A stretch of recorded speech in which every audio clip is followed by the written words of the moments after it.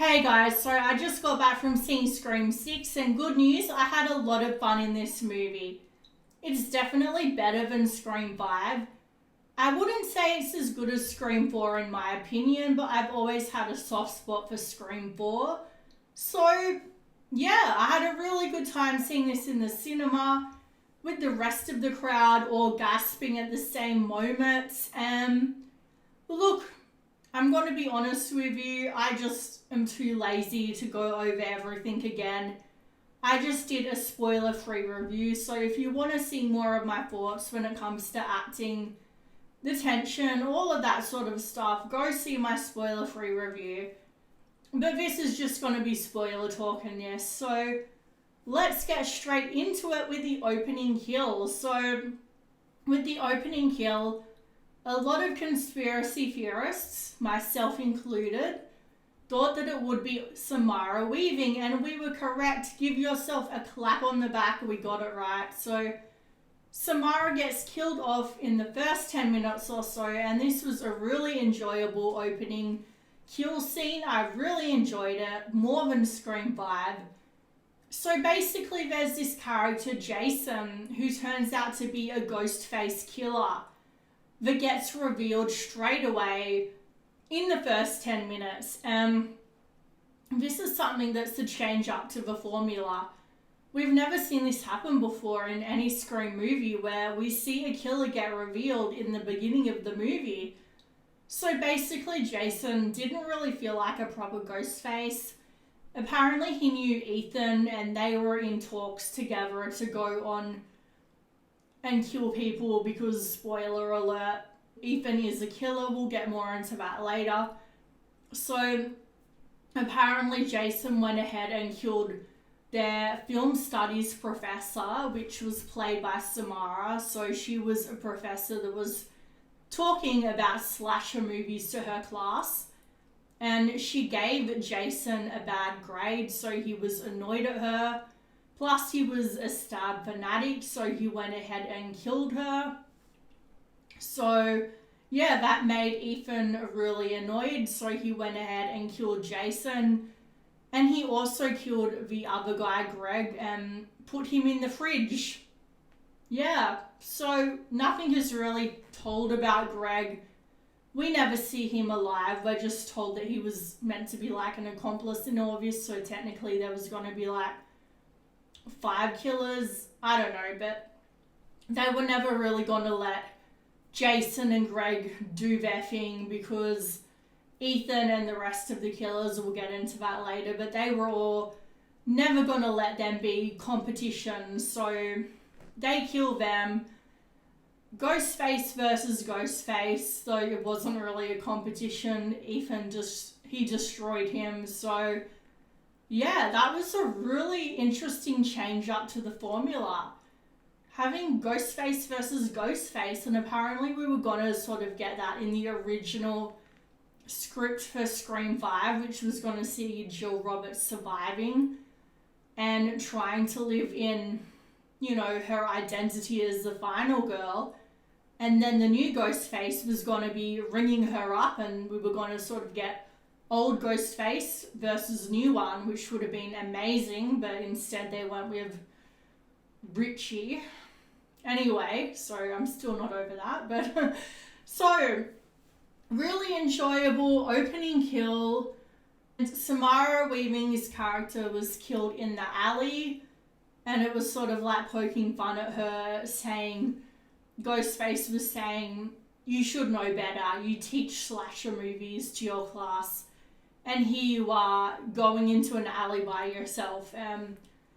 Yeah, I really enjoyed that opening. And then it goes to Sam's character, who is seeing her therapist, who is played by the guy who was on that show Revenge. If any of you have seen that, that's a pretty good show. So yeah, so she's talking about how she went through this horrible traumatic experience of finding out her dad is Ghostface, or was a Ghostface, and then her boyfriend was Ghostface and killing him, and how it felt right to her. It felt good to kill him, basically. And you can just see her therapist looking at her like she's absolutely insane and saying, "Did you do it?" I mean, seriously, what is she meant to say? Like, yes. Like, anyway, so you feel bad for her because you can see how nobody really is taking her seriously as an innocent victim in all this. There's been rumours going around that she is actually responsible for the murders that happened previously, and not Richie and Amber. They're saying that she set them up and that she was the actual ghost face all along. So Sam is a badass in this movie. She's definitely one of my favourite characters in this. So she is really overprotective of Tara, which is driving Tara away and putting a huge wedge between the two sisters. So that is a big theme of this movie, of her learning to let Tara go and to live her own life. And then Tara and Chad are starting a romance, which I'm going to be honest, I couldn't care less about. That was one of the least interesting parts of the movie to me. So I'm not really sure what the secret cameo was meant to be. I'm not sure if it's the person I'm going to talk about later in the spoiler review. But yeah, I didn't really see anyone I would say was a secret cameo. So let me know down below if you caught that. Tara punches Gail, who did write the book after all. And she didn't just write the book like she said she wouldn't do.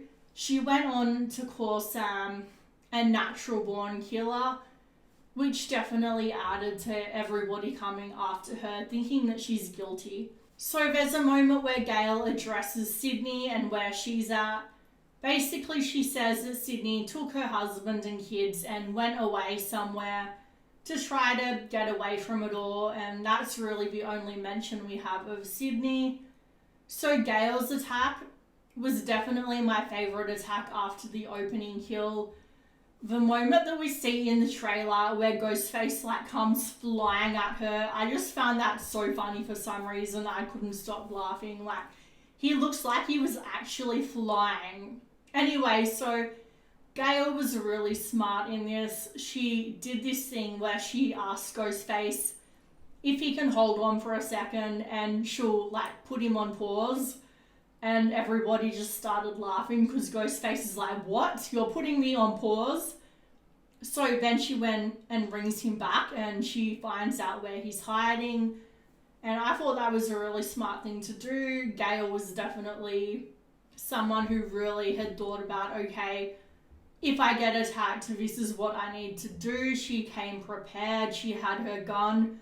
That was definitely an interesting scene. And there were a lot of good chase scenes in this movie, which was definitely good because in Scream 5, we didn't really have a chase scene. Apart from the opening kill and some hospital stuff, we didn't really feel like we had a lot of chase scenes, and this is definitely better than Scream 5 when it comes to tension as well. They do a really good job there. There's the meta commentary as always. So we have a lot of the same music from Scream 1. We have that Red Right Hand song playing and a lot of the same score as the first movie. And that definitely evokes a feeling of nostalgia. So we have Mindy's girlfriend who gets thrown off the ladder, which a lot of people already thought would happen based off the trailer. And we have Sam's therapist get killed as well. So Ghostface is trying to implicate Sam and make it look like she killed her therapist so that he wouldn't tell everybody what she said.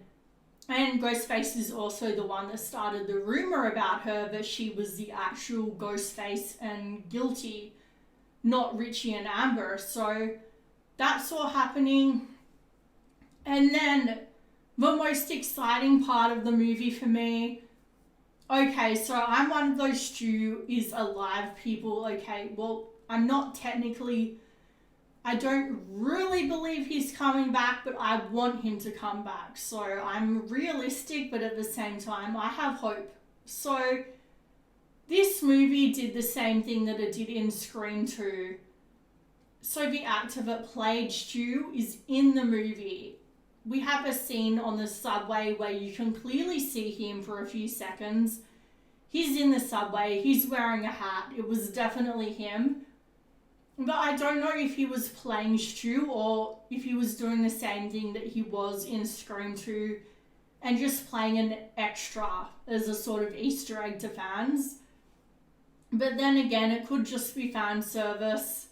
Or it could be that Stu is actually alive. Who knows? Obviously, the writers have heard all the people talking about wanting Stu to be alive, so we don't really know if they're just throwing us a bone here, or if they're potentially setting things up for Scream 7 for hopefully Neve Campbell to come back, Stu to be alive.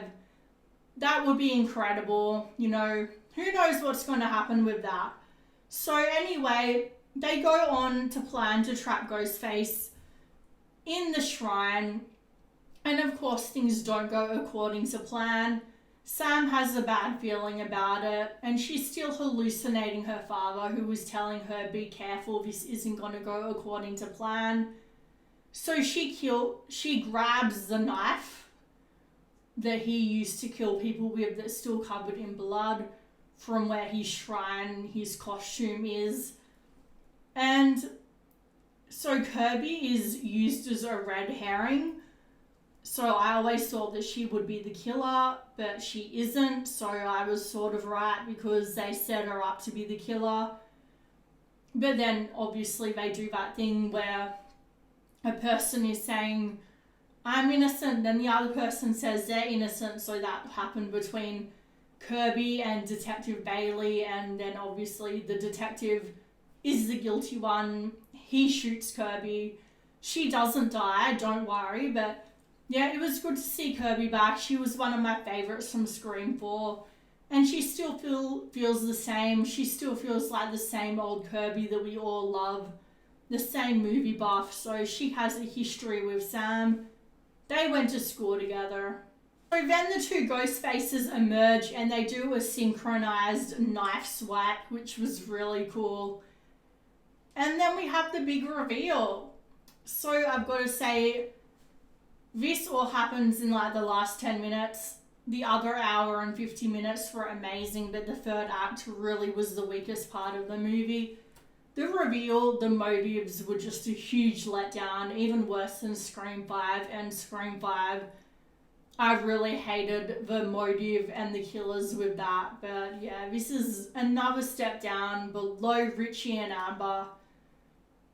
So, this is a family of Ghostface killers. This is Richie's dad, Richie's sister, Quinn, who we think is actually killed off in this movie. But it turns out that she actually faked her death. And Richie's brother, Ethan. So a lot of people saw the spoiler that was leaked online, myself included. I was so annoyed because they gave you no warning that it was a spoiler, where we saw the detective, Richie's father, and his son Ethan were the killers, but we didn't know the third killer was going to be Quinn. So we didn't know the motives why they were doing it. We just know that the detective and Ethan were father and son. So yeah, they're a family of killers. So the family that slays together stays together. So apparently the shrine actually belonged to Richie. So I think that the killers just honestly also gave a very unconvincing performance. I didn't really feel like they were threatening at all.